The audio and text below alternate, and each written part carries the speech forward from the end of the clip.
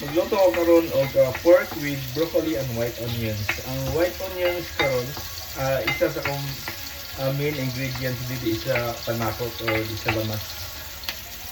So first, saute lang ko aning garlic and purple onion, dili ang white onion. Then ako nagilunod akong pork. Toast cubes na nagdugmay. Ako raning na brine, wala na po na marinate, wala na po yung time mag-marinate. Lang ko aning black pepper. Soy sauce, gamay lang soy sauce.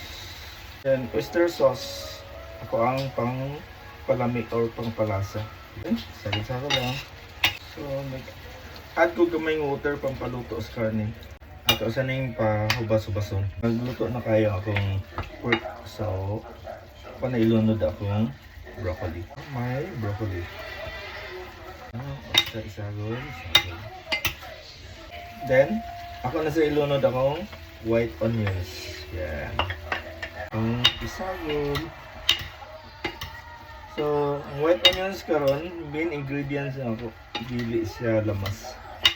Yan. Ako sa tayong ihaon, visit aside sa nako ang mga broccoli. Kay mas nindot ko ng onion. Kanang luto gani kayo, kay humok na kaunon. Yan. So, in fairness, the taste is very yummy yun.